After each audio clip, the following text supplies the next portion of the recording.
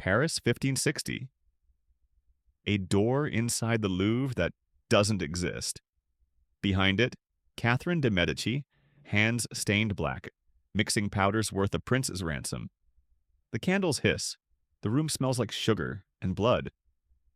What she's bottling tonight won't just kill a man. It will move a kingdom. So who drinks first? Her enemy or her own son? Before diving into these forgotten stories of power and poison, if you enjoy learning about the hidden truths of history, consider hitting that like button and subscribing for more content like this. And please comment below to let me know where you're listening from.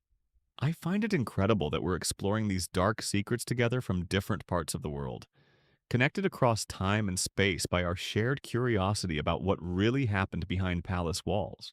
Catherine de Medici didn't stumble into the dark arts by accident. She was born into them, raised in a family where poison was passed down like precious jewelry, and occult knowledge served as both inheritance and insurance policy. When she arrived in France in 1533 as a 14-year-old bride, she brought with her something far more valuable than her dowry.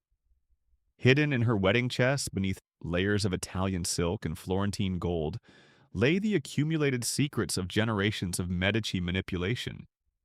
Ancient grimoires bound in human skin, vials of concentrated death that could kill a king with 3 drops, and most terrifying of all, a network of contacts who could procure anything from virgin's blood to the still-beating hearts of executed criminals.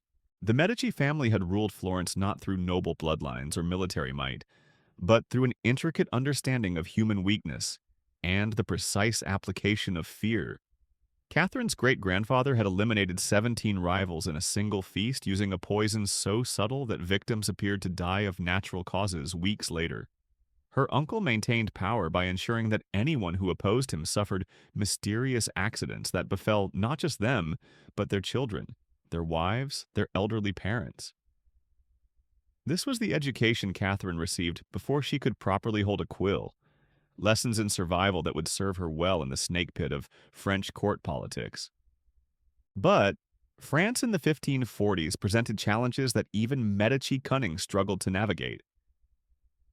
Catherine's husband, the future Henry II, was completely infatuated with his mistress, Diane de Poitiers, a woman 20 years Catherine's senior who wielded more influence over French policy than the Queen herself.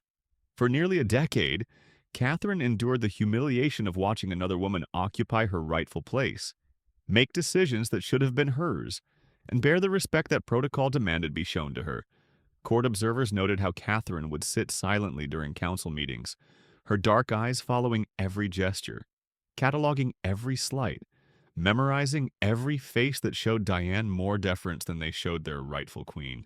During these years of enforced invisibility, Catherine began constructing the network that would eventually make her the most feared woman in Europe.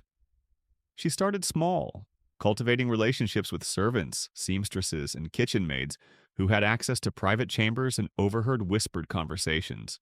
She learned which courtiers were drowning in debt, which nobles were conducting illicit affairs, which bishops were skimming from church coffers. More importantly, she began identifying those rare individuals who possessed the specialized knowledge she would need to transform from powerless queen to puppet master of French politics. Her first major recruitment was Cosimo Ruggieri, an Italian astrologer whose reputation for accuracy and predictions was matched only by his rumored expertise in less celestial matters. Ruggieri didn't just read the stars, he claimed to influence them, to bend cosmic forces to earthly purposes through rituals that required ingredients most people couldn't pronounce, let alone procure.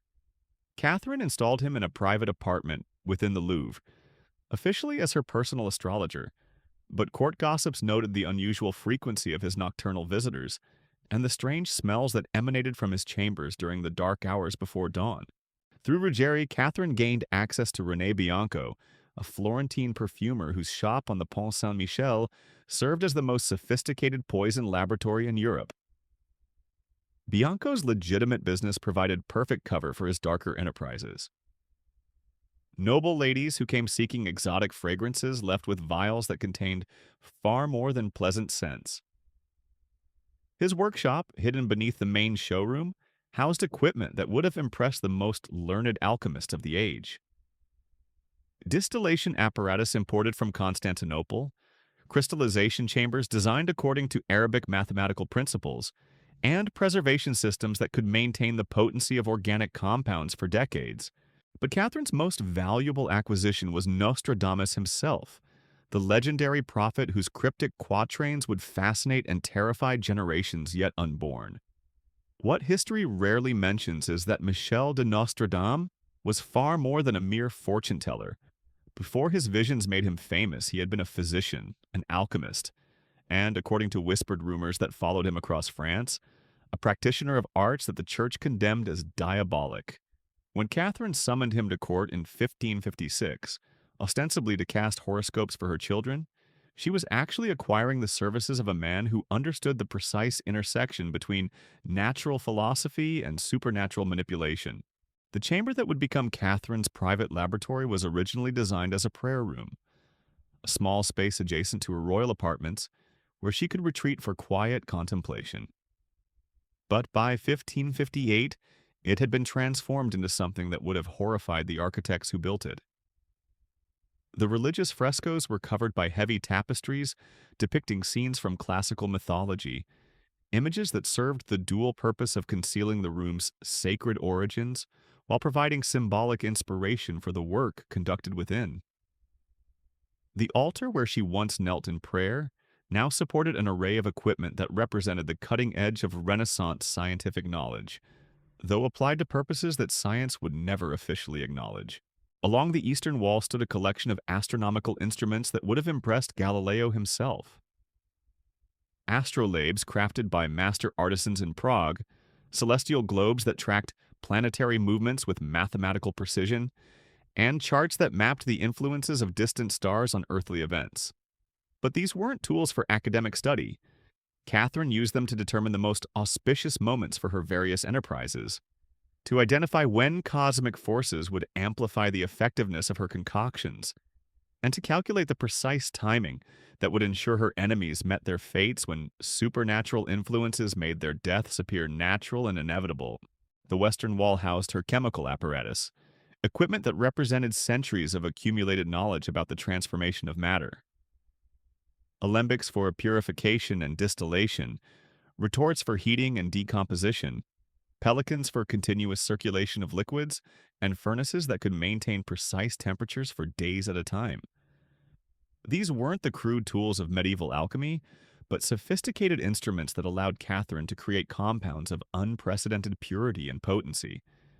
Her laboratory notes, written in a cipher that combined Italian, Latin, and symbols of her own devising, documented experiments that pushed the boundaries of what Renaissance chemistry thought possible. But the most chilling aspect of Catherine's chamber wasn't the equipment, or the books, or even the exotic ingredients that filled dozens of carefully labeled containers. It was the methodical precision with which she documented everything. Every experiment was recorded, every result analyzed, every failure studied to prevent repetition.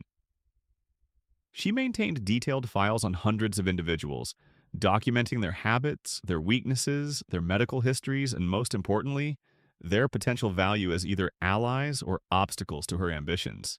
These weren't the ravings of a madwoman, but the careful calculations of a master strategist who understood that knowledge was the ultimate weapon. Her ingredient collection would have impressed the most learned physicians of her age, though it would have horrified them as well. Antimony from the mines of Hungary, mercury extracted from cinnabar using techniques known only to Arab alchemists, arsenic so pure it appeared as harmless white powder that could be mistaken for salt or sugar. Exotic plants shipped from the New World at enormous expense, their properties unknown to European medicine, but carefully cataloged in texts that Catherine had acquired through channels that operated outside normal diplomatic relations. Some ingredients required more delicate procurement. Human blood, preferably from individuals who had died violently, was believed to retain spiritual properties that enhanced certain preparations. Bones ground to powder needed to come from bodies that had never been properly consecrated, a requirement that necessitated careful coordination with individuals who operated in the shadows between legitimate medicine and criminal enterprise. Most disturbing of all were the preparations that required living tissue, procedures that transformed Catherine's laboratory from a place of learning into something far more sinister. The rituals Catherine performed in her chamber followed patterns that had been refined over generations of Medici rule. They began with purification ceremonies that cleansed both the space and the practitioner, removing spiritual influences that might interfere with the work ahead. Incense burned from recipes that dated back to Egyptian priestesses, filling the air with smoke that allegedly opened pathways between the physical world and forces that existed beyond normal perception. Catherine would spend hours in meditation, preparing her mind for contact with entities that could provide guidance unavailable through conventional means. But these weren't merely spiritual exercises. Catherine combined her occult practices with cutting-edge natural philosophy, creating hybrid techniques that drew power from both supernatural beliefs and scientific understanding. She used astronomical calculations to determine optimal timing, but she also employed chemical knowledge to ensure her preparations would produce the desired physical effects. Her poisons were designed not just to kill, but to kill in ways that would appear natural while sending unmistakable messages to those who understood the subtle signs of her involvement. The transformation of Catherine from powerless queen to master manipulator didn't happen overnight. It required years of careful preparation, patient cultivation of resources, and gradual elimination of obstacles that stood between her and the influence she deserved. But by 1559, when a tournament lance ended her husband's life and elevated her son Francis to the throne, Catherine was ready to emerge from the shadows and claim her rightful place as the true power behind the French crown. The funeral of Henry II in August 1559 marked more than the end of a king's reign. It signaled the beginning of Catherine's emergence from decades of calculated patience into open wielding of power that would reshape European politics for generations. As the royal cortege wound through Paris, streets lined with mourning subjects, few observers understood that they were witnessing the ascension of a woman whose influence would soon extend far beyond the borders of France, carried by networks of agents whose loyalty had been purchased with promises more compelling than gold. Francis II, Catherine's 15-year-old son, who now wore the crown, possessed neither the temperament nor the experience necessary to govern a nation teetering on the edge of religious civil war. The Huguenots were growing bolder in their challenges to Catholic authority, while ultra-Catholic factions demanded increasingly severe measures against Protestant heresy. Foreign powers circled like vultures, seeking opportunities to exploit French weakness for their own advantage. Into this chaos stepped Catherine, no longer the ignored Italian bride, but queen mother armed with resources and knowledge that made her indispensable to anyone hoping to maintain stability. Her first demonstration of power came subtly, as all her most effective moves would. The Duke of Guise, who had dominated policy during Henry's final years, suddenly found his influence waning as key supporters began experiencing mysterious illnesses that left them too weak to attend crucial council meetings. Nothing dramatic. Nothing that would raise suspicions among those not trained to recognize the patterns. A stomach ailment that persisted for weeks, a fever that came and went with suspicious regularity, joint pain that made riding or standing for extended periods impossible. One by one, Guise's allies found themselves sidelined by maladies that seemed natural but proved remarkably resistant to conventional treatment. Meanwhile, Catherine's own supporters began rising to positions of greater influence. Men who had languished in minor posts during Henry's reign suddenly found themselves appointed to lucrative positions, granted access to information that made them valuable allies, or blessed with remarkable recoveries from ailments that had previously seemed chronic. The message was clear to anyone sophisticated enough to read the signs. Catherine possessed resources that could elevate friends and destroy enemies with equal efficiency, and she was no longer content to exercise that power from the shadows. Her laboratory became the nerve center of an intelligence network that extended across Europe and beyond. Merchants carrying seemingly innocent trade goods also transported coded messages between Catherine's agents in major capitals. Pilgrims journeying to holy sites served as couriers for communications that required absolute discretion. Most ingeniously, Catherine established relationships with the confession booth, cultivating priests whose positions gave them access to the private thoughts and guilty secrets of nobles across France. The techniques Catherine employed to gather intelligence would have impressed the most sophisticated spy masters of any age. She understood that information was most valuable when those providing it didn't realize they were doing so. Servants were encouraged to gossip about their employers through seemingly innocent conversations with Catherine's agents, who posed as fellow domestics seeking nothing more than entertaining conversation. Nobles' wives found themselves invited to intimate gatherings where wine flowed freely and tongues loosened accordingly, revealing details about their husbands' financial troubles, political ambitions, and private indiscretions. But Catherine's most effective intelligence came from sources that operated entirely outside conventional social structures. Prostitutes who serviced wealthy clients often learned more about political plans and personal weaknesses than official ambassadors ever discovered. Physicians who treated noble families had access to medical information that revealed hereditary weaknesses, chronic conditions, and most importantly, which individuals might be susceptible to specific types of intervention.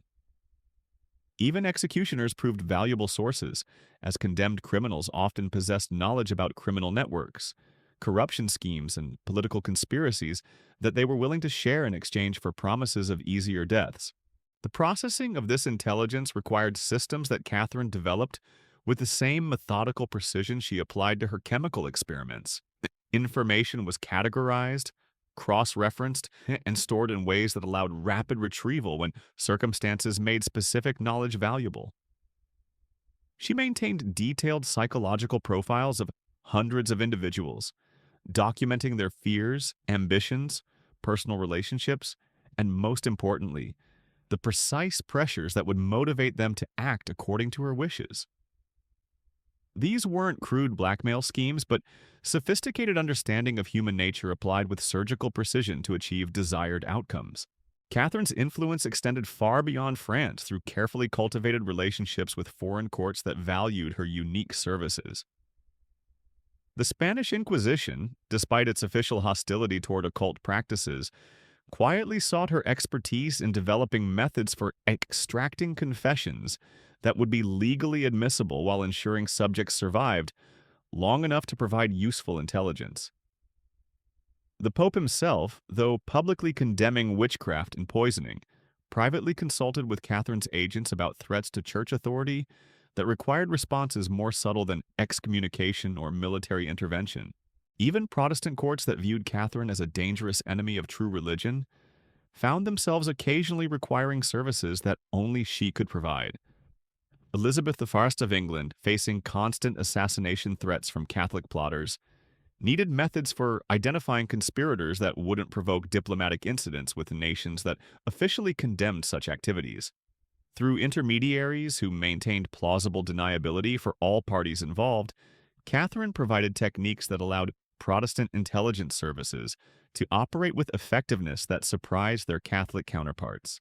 The profits from these international consultations funded Catherine's domestic operations while establishing relationships that served French interests in ways that conventional diplomacy never could achieve.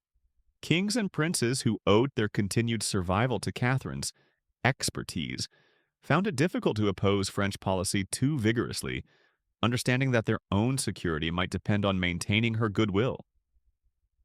This created a web of influence that extended across European courts, making Catherine perhaps the most powerful individual monarch of her age, despite holding no official title beyond Queen Mother. By 1560, Catherine's transformation was complete. The ignored bride who had once sat silently while her husband's mistress dominated court policy had become the puppet master whose strings moved not just French nobles but European royalty. Her dark chambers in the Louvre had evolved from a desperate woman's refuge into the command center of operations that influenced events from Scotland to Sicily, from Poland to Portugal.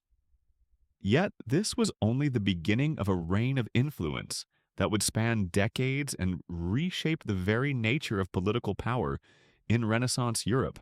The techniques Catherine had perfected in her private laboratory were about to be tested on a scale that would determine whether France survived as a unified Catholic kingdom or descended into the chaos of religious civil war.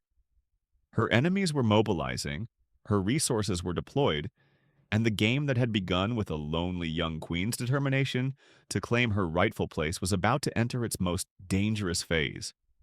In chambers where science met sorcery and politics merged with poison, Catherine de' Medici prepared for battles that would be fought not with armies and artillery, but with weapons far more subtle and infinitely more deadly. The first test of Catherine's new power came sooner than even she had anticipated. In December 1560, young King Francis II collapsed during a hunting expedition, blood streaming from his ears as convulsions racked his frail body. The official diagnosis would be an ear infection that had spread to his brain, but those who understood the subtle signs recognized something far more deliberate. The timing was too convenient, the symptoms too specific, the progression too rapid for natural causes. Francis had become inconvenient to certain factions at court, and Catherine had decided that her second son, Charles, would prove more malleable to her guidance. The transition of power that followed Francis's death revealed the full extent of Catherine's preparation. Within hours of the young king's final breath, her agents had secured key positions throughout the palace, ensuring that news of the succession reached only those individuals whose reactions she had already calculated and prepared to counter. Guards loyal to potentially problematic nobles found themselves reassigned to distant posts, while men whose allegiance Catherine had purchased through various means assumed crucial security positions. The seamless efficiency of these movements spoke to planning that had begun years earlier, contingencies prepared for events that most observers hadn't even considered possible. Charles IX, barely 10 years old when the crown passed to him, provided Catherine with exactly what she had always needed: a legitimate source of royal authority that she could control completely. Unlike Francis, who had shown disturbing signs of independent thinking. Despite his youth, Charles was malleable, eager to please the mother who showered him with attention, and gifts that made his brief reign feel more like an extended celebration than the burden of kingship. Catherine established herself as regent with powers that exceeded those typically granted to queen mothers, justifying this arrangement through carefully orchestrated demonstrations of threats that required her unique expertise to counter. The religious tensions that had simmered throughout the previous reign now erupted into open conflict, providing Catherine with opportunities to demonstrate why her methods were not just useful but absolutely essential for French survival. The Huguenot leadership, emboldened by what they perceived as weakness in the new regime, began making demands that would have effectively neutered Catholic authority throughout much of France. Traditional diplomatic responses had proven inadequate to address challenges that threatened the very foundation of royal power. More creative solutions were required, solutions that only Catherine possessed the knowledge and resources to implement. Her response came in the form of the Colloquy of Poissy, ostensibly a theological debate designed to find common ground between Catholic and Protestant factions. In reality, it served as Catherine's debut as a public political operator, showcasing skills that had been honed in private laboratories and secret chambers. She didn't simply moderate between opposing sides, she orchestrated a complex performance where each participant unknowingly played roles that served her larger strategic purposes. Huguenot leaders found themselves making concessions they hadn't intended to offer, while Catholic hardliners discovered compelling reasons to accept compromises they had previously rejected outright. The key to Catherine's success lay not in the formal debates that historians would later analyze, but in the private conversations, intimate dinners, and carefully arranged social encounters that occurred around the official proceedings. Each participant arrived at Poissy with their own agenda and left believing they had achieved their primary objectives, yet somehow the final agreements aligned perfectly with Catherine's vision for French religious policy. This wasn't accidental. Every meal was an opportunity to administer substances that enhanced suggestibility while reducing aggressive impulses. Every private meeting occurred in rooms where subtle atmospheric manipulations created psychological conditions that favored the outcomes Catherine desired. The techniques she employed drew upon knowledge that combined cutting-edge Renaissance medicine with practices that traced their origins to ancient Egyptian priestesses and Mesopotamian court advisors. Certain aromatic compounds, when burned in specific combinations and concentrations, could influence mood and decision-making processes without subjects realizing their mental states were being altered, Carefully prepared wines contained additives that enhanced trust while diminishing the capacity for critical analysis. Even the physical arrangement of meeting spaces followed principles designed to create subliminal psychological pressures that guided participants toward conclusions that served Catherine's purposes. But chemical manipulation represented only one dimension of Catherine's arsenal. Her intelligence network had provided detailed psychological profiles of every major participant, documenting their personal fears, family vulnerabilities, financial pressures, and secret ambitions that could be leveraged to ensure cooperation. A Protestant leader concerned about his daughter's marriage prospects found himself seated next to a Catholic noble whose son might prove an advantageous match, provided certain theological flexibilities could be demonstrated. A Catholic hardliner struggling with gambling debts discovered that resolution of his financial difficulties might depend on showing reasonable accommodation to Protestant concerns about specific ritual practices. These weren't crude bribery attempts, but sophisticated applications of psychological pressure that made cooperation feel like personal choice rather than external coercion. Catherine understood that forced compliance created resentment and eventual resistance, while manipulated voluntary agreement generated commitment that would persist even when immediate pressures were removed. The participants left Poissy believing they had achieved diplomatic triumph through their own wisdom and skill, never realizing they had been guided through a carefully choreographed performance where every apparent choice had been predetermined by forces they never detected. The success of Poissy established Catherine's reputation as a political miracle worker, someone who could achieve impossible compromises and maintain stability in situations where conventional leadership had failed completely. Foreign ambassadors began seeking audiences not just to conduct routine diplomatic business, but to learn from techniques that seemed to transcend normal human limitations. Requests for consultation arrived from courts across Europe, offering payments that would have impressed the wealthiest merchant princes in exchange for guidance on problems that traditional statecraft couldn't resolve. Catherine's response to this international demand revealed the full scope of her ambitions. She didn't simply provide services to foreign courts, she established a network of operatives who could serve French interests while appearing to work for their ostensible employers. A techniques instructor sent to help the Spanish court develop better interrogation methods also gathered intelligence about Spanish military preparations and political vulnerabilities. An advisor who helped the English identify Catholic conspirators simultaneously planted information that would misdirect English attention away from French activities that required discretion. The revenues generated by these international operations funded domestic programs that extended Catherine's influence throughout French society in ways that went far beyond traditional royal authority. She established academies that trained selected individuals in specialized skills, officially described as diplomatic preparation, but actually covering subjects that range from advanced chemistry to psychological manipulation to codes and ciphers that could hide communications in apparently innocent correspondence. Graduates of these programs formed a cadre of agents whose loyalty was absolute and whose capabilities exceeded those of conventional court officials by orders of magnitude. Catherine's educational initiatives extended beyond practical training to include theoretical research that pushed the boundaries of Renaissance knowledge in directions that served her political purposes.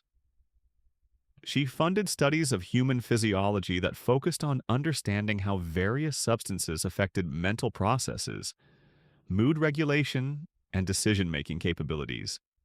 Astronomical research, supported by her patronage, concentrated on correlating celestial movements with human behavioral patterns, seeking to identify optimal timing for various types of intervention.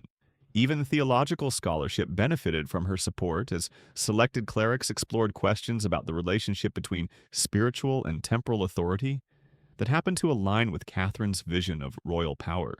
The integration of theoretical knowledge with practical application created a feedback loop that continuously improved the effectiveness of Catherine's operations.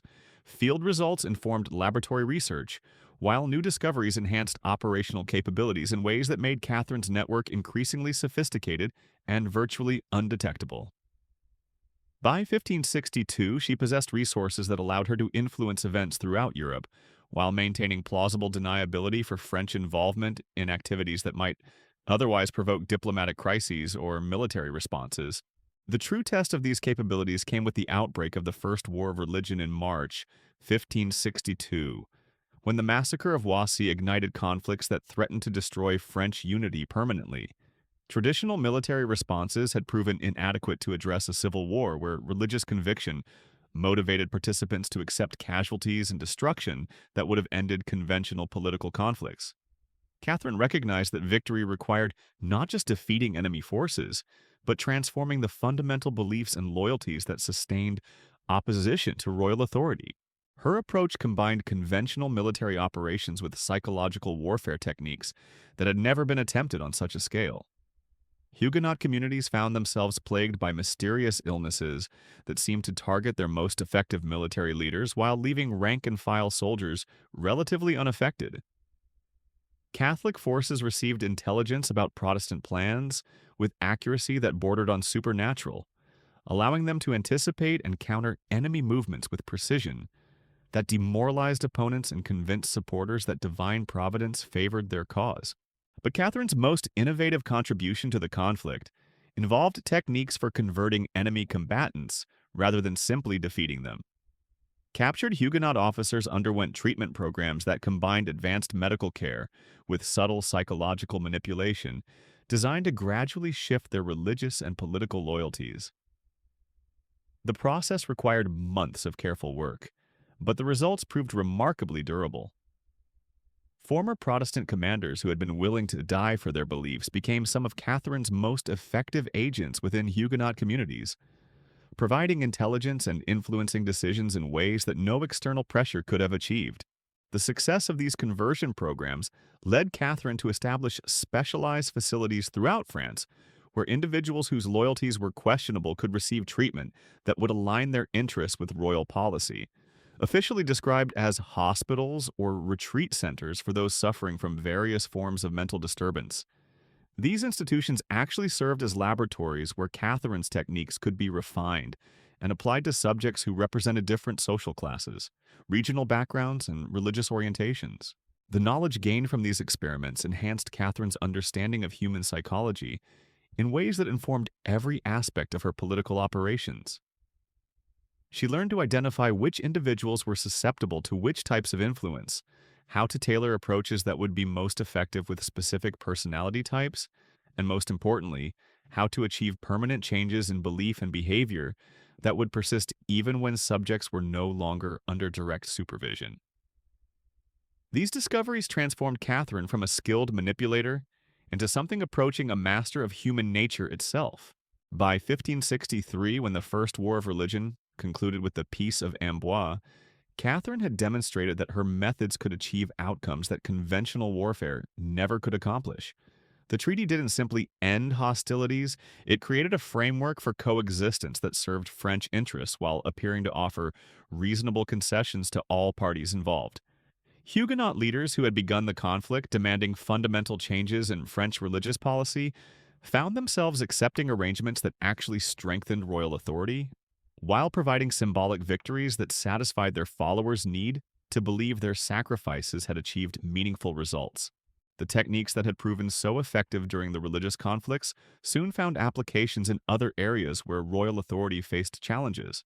Noble families whose ambitions threatened royal prerogatives discovered that their most promising heirs were developing interests in religious contemplation that led them to monastery cells rather than political careers.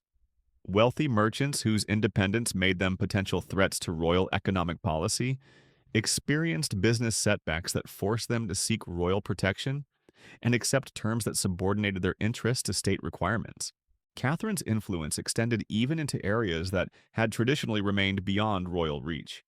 The University of Paris, long a bastion of intellectual independence that occasionally challenged royal policy on theological or legal grounds, found its faculty increasingly populated by scholars whose academic interests happened to align with Catherine's political objectives.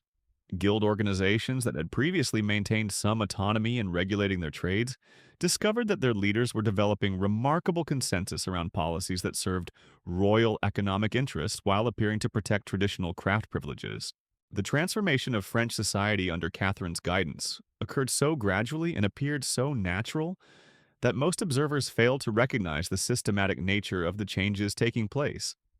Individual incidents seemed like isolated developments, personal decisions that reflected changing times and evolving circumstances, rather than coordinated manipulation by forces most people never suspected existed. This invisibility was perhaps Catherine's greatest achievement, the creation of a system of control so subtle and comprehensive that it reshaped an entire nation while leaving most citizens convinced they were living in a free society where their choices mattered and their beliefs were their own. Yet beneath this surface normalcy, France was becoming something entirely new in European history.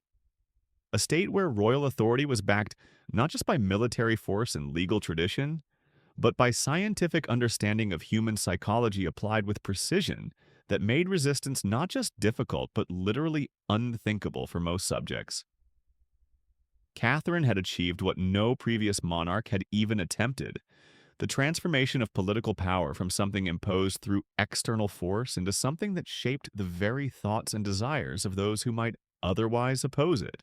The mechanisms Catherine employed to maintain this unprecedented level of control required constant refinement and adaptation as circumstances evolved throughout the 1560s. Her network of operatives had grown beyond simple intelligence gathering to encompass what modern observers might recognize as the world's first systematic program of social engineering. Every major institution in French society contained individuals whose primary loyalty was to Catherine rather than their ostensible employers, creating redundant channels of influence that ensured her will would be implemented regardless of official resistance. The Church proved particularly valuable in this regard, as Catherine understood that spiritual authority could be leveraged to achieve temporal objectives in ways that secular power never could accomplish. Selected priests throughout France received special training in techniques that combined traditional pastoral care with subtle psychological manipulation, designed to guide their parishioners toward political views that served royal interests. Confessional booths became intelligence-gathering stations where citizens unknowingly revealed information about local dissent, family tensions, and economic circumstances that might indicate potential sources of opposition to royal policy. These clerical operatives didn't simply spy on their congregations. They actively shaped community opinion through carefully crafted sermons that addressed local concerns, while gradually shifting popular attitudes in directions that served Catherine's larger strategic purposes. A village priest might preach about the dangers of pride and disobedience in response to reports that local farmers were questioning new tax assessments, or deliver homilies about the importance of accepting God's will when merchants complained about trade regulations that favored royal monopolies over local enterprise. The medical profession provided another avenue for extending Catherine's influence into the most private aspects of her subjects' lives. Physicians trained in techniques developed within her laboratories could treat patients' ailments while simultaneously gathering intelligence about family dynamics, personal relationships, and individual vulnerabilities that might prove useful for future operations. More significantly, these medical operatives possessed knowledge that allowed them to induce specific physical and psychological conditions that could influence their patients' behavior in predictable ways. A nobleman whose loyalties seemed questionable might find himself suffering from chronic fatigue that made political activism seem impossibly exhausting, while a merchant whose independence threatened royal economic policy could develop digestive problems that responded only to treatments requiring extended periods of rest and contemplation. These interventions were so subtle and appeared so natural that subjects rarely suspected their conditions were anything other than unfortunate developments that required adaptation to changed circumstances.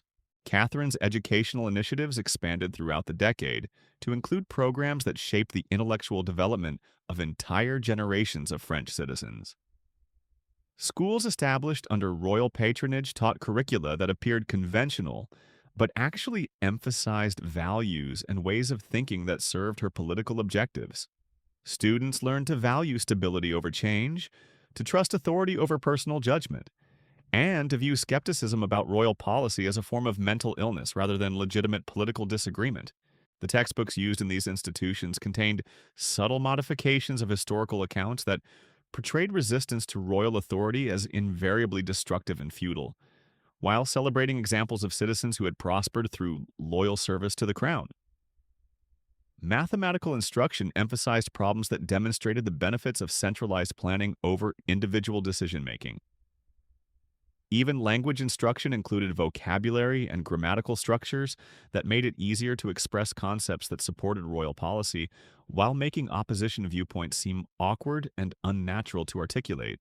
These educational programs produced adults who genuinely believed their political views were products of rational analysis and personal choice, never realizing that their thought patterns had been shaped by years of carefully designed intellectual conditioning. They became Catherine's most effective agents precisely because their loyalty was unconscious and therefore unshakable by conventional forms of counterpropaganda or logical argument.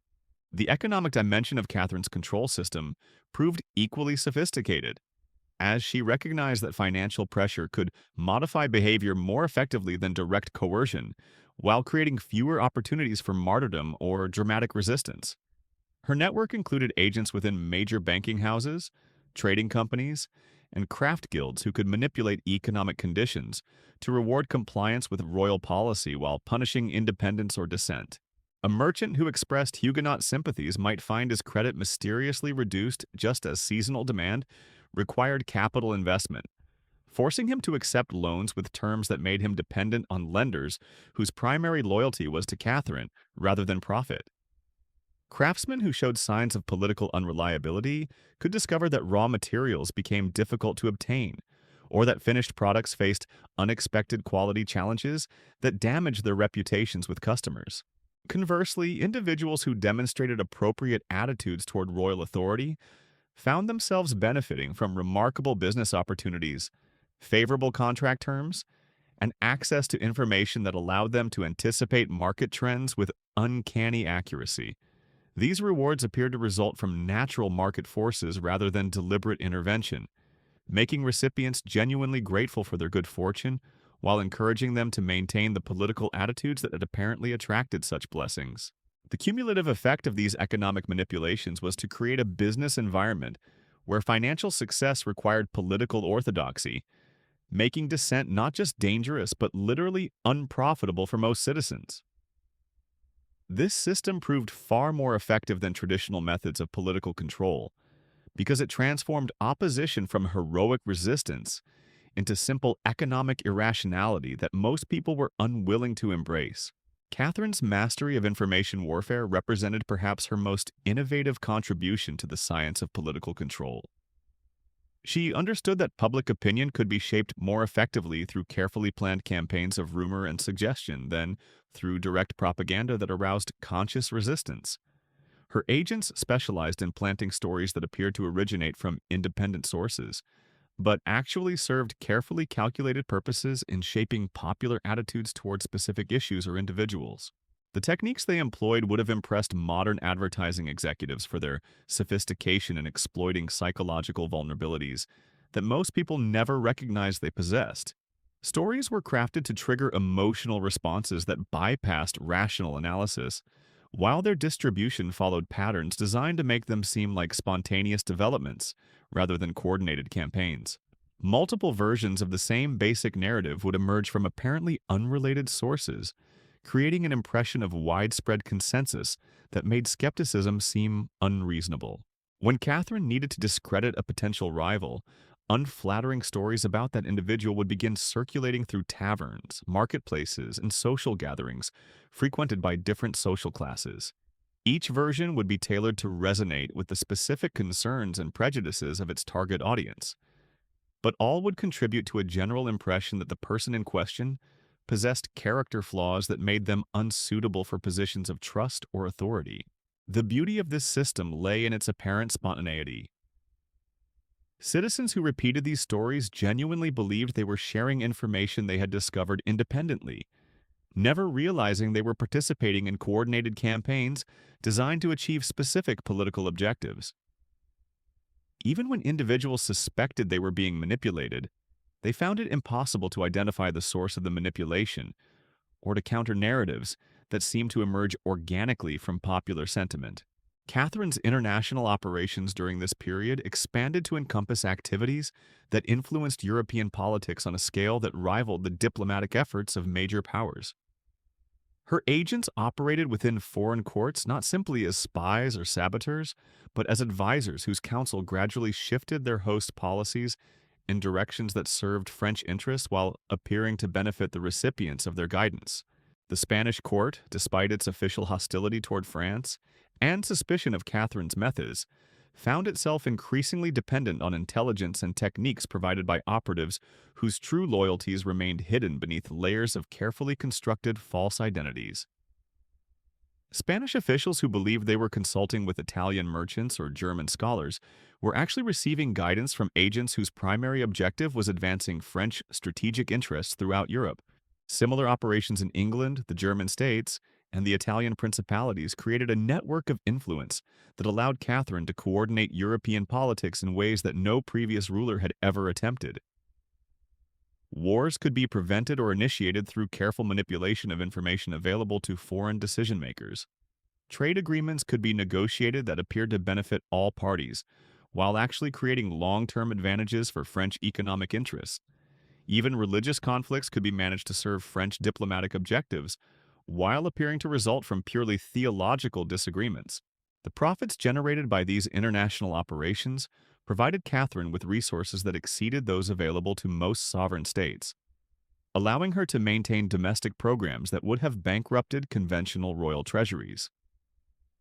More importantly, the intelligence gathered through these networks gave her advanced knowledge of foreign intentions and capabilities that made French diplomacy remarkably prescient in anticipating and preparing for international developments that caught other powers by surprise.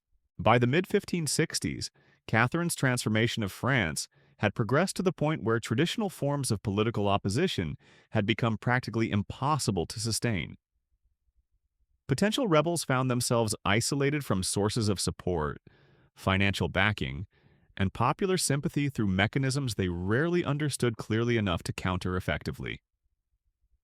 The few individuals who recognized the systematic nature of their circumstances faced choices between accepting their marginalization or attempting resistance that would inevitably result in their destruction.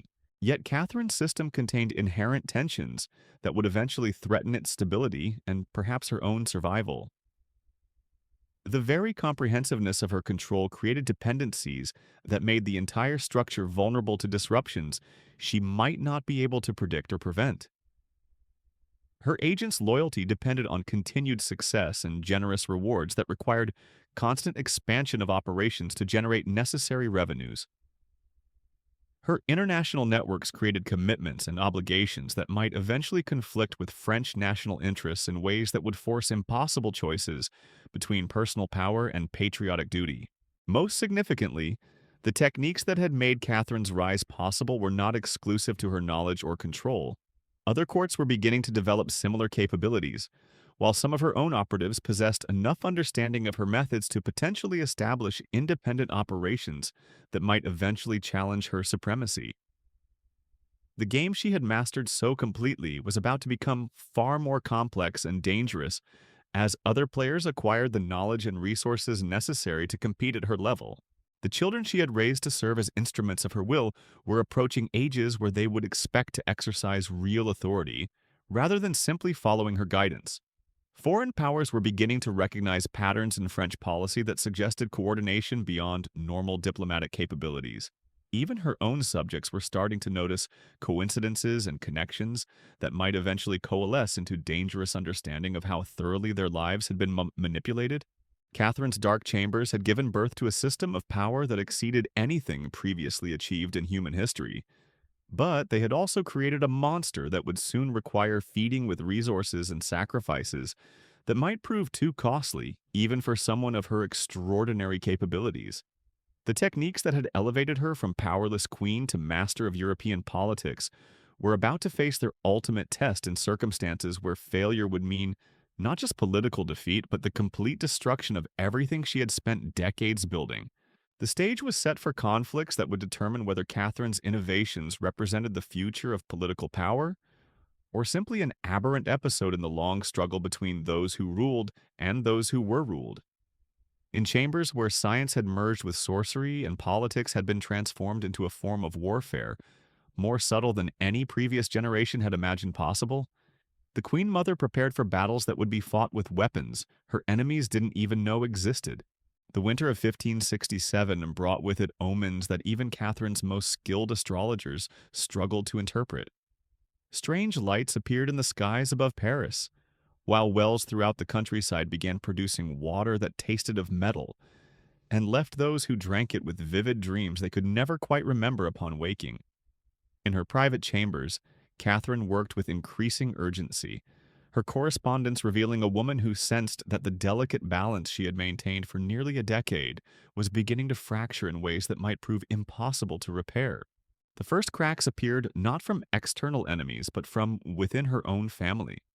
Charles Nahim, now approaching 17, had begun asking questions about the mysterious advisors who seemed to appear and disappear from the palace at odd hours, about the strange smells that emanated from certain chambers, about the remarkable accuracy with which his mother predicted political developments that caught other court observers completely off guard. The malleable child who had once accepted Catherine's guidance without question was evolving into a young man whose curiosity posed unprecedented threats to operations that had always depended on absolute secrecy. More troubling still were the changes Catherine observed in her younger son, Henry of Anjou, whose intelligence and ambition had always impressed her, but were now manifesting in directions that suggested he was conducting his own investigations into her methods and resources.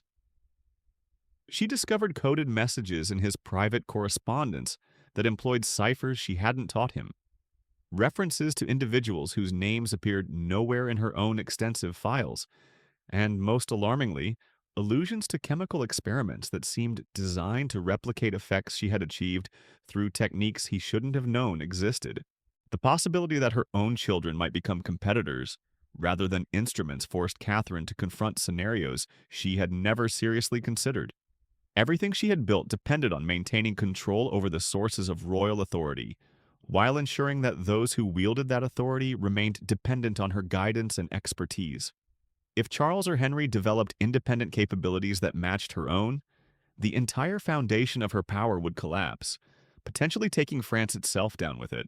Her response revealed both the ruthlessness and the sophistication that had made her Europe's most dangerous woman.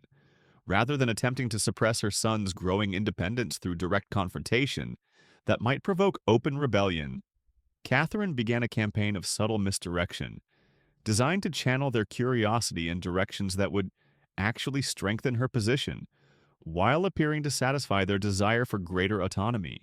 She arranged for Charles to discover carefully prepared documents that suggested certain court nobles were plotting against royal authority in ways that required immediate but discreet intervention. The evidence was compelling enough to convince the young king that decisive action was necessary, but complex enough to require guidance from advisors whose expertise in such matters was beyond question. Catherine positioned herself as the indispensable expert whose knowledge of the conspirators' methods and motivations made her counsel essential for any effective response. Similarly, she provided Henry with access to selected aspects of her chemical knowledge, allowing him to conduct experiments that produced impressive results, while ensuring that the underlying principles remained hidden. He learned to create compounds that could influence mood and enhance memory, but the formulas she shared were deliberately incomplete, requiring constant consultation with her own specialist to achieve consistent effects.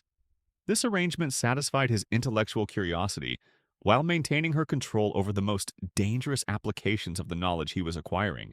These domestic manipulations required constant attention and adjustment, as both sons continued to mature and develop capabilities that might eventually threaten her supremacy.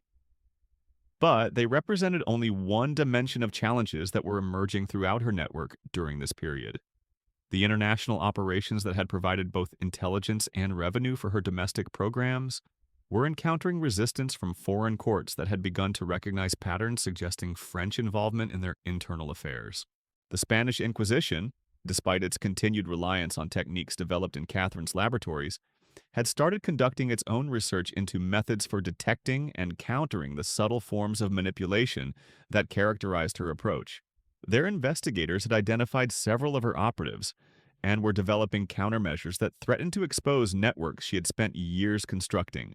More ominously, they were sharing their discoveries with other courts that had similar concerns about French influence operations. Catherine's response demonstrated the global scope of her ambitions and the lengths to which she was prepared to go to protect her interests. Rather than simply withdrawing her operatives from positions where they faced exposure, she launched preemptive campaigns designed to discredit the investigators and neutralize the threats they represented.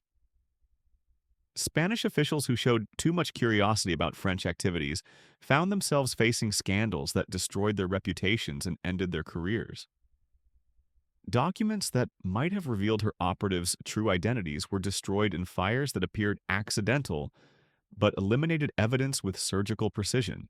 Most dramatically, she orchestrated the assassination of Cardinal Espinosa, the Spanish official who had come closest to understanding the full scope of her operations and who possessed both the authority and the determination to expose her network publicly.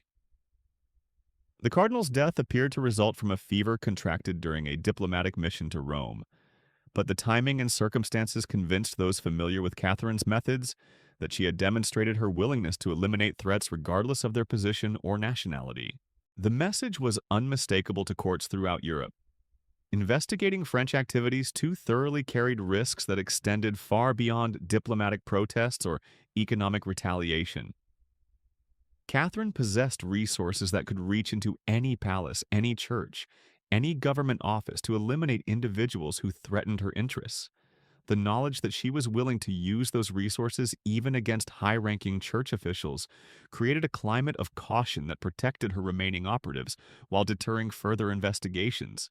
Yet these aggressive responses to external threats created new vulnerabilities within France itself. The resources required to maintain international operations on such a scale were straining even Catherine's extensive finances, forcing her to seek additional revenue through methods that risked exposing the very activities she was trying to protect.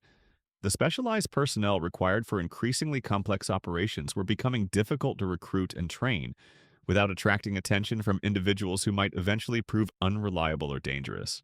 More fundamentally, the expansion of her activities was creating logistical challenges that threatened the secrecy upon which everything depended. Coordinating operations across multiple countries required communications networks that left traces despite the most sophisticated encryption methods available. The chemical supplies needed for her various projects required procurement through channels that connected her laboratories to suppliers whose discretion could never be completely guaranteed. Even the physical security of her operations was becoming problematic, as the number of individuals with knowledge of her activities grew beyond the small circle she could monitor and control directly. Catherine recognized that her system was approaching limits that might force fundamental changes in how she operated, but she also understood that any significant modifications would create opportunities for enemies who had been waiting for signs of weakness or vulnerability. The delicate balance between expansion necessary to maintain her power and discretion required to preserve her security was becoming increasingly difficult to sustain.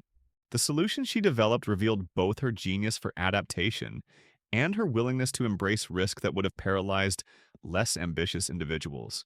Rather than attempting to maintain direct control over all aspects of her network, Catherine began implementing a cellular structure that compartmentalized operations in ways that protected the overall system even if individual components were compromised.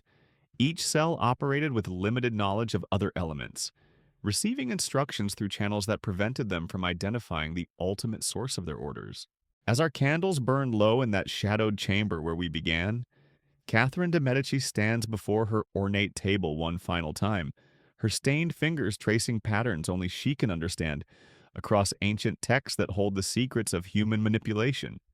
The servant girl who once trembled at these doors has long since fled, carrying whispered tales that will echo through history but never capture the full horror of what transpired within these walls. Catherine's dark chambers gave birth to techniques that transformed politics from mere statecraft into a science of human control. Methods so sophisticated that their shadows still fall across the corridors of power today.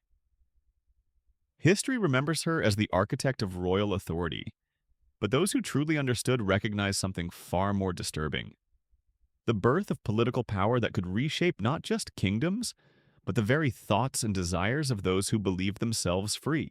In the end, Catherine's greatest achievement wasn't conquering France, but proving that with enough knowledge and ruthless precision, human nature itself could be conquered, one carefully measured dose at a time.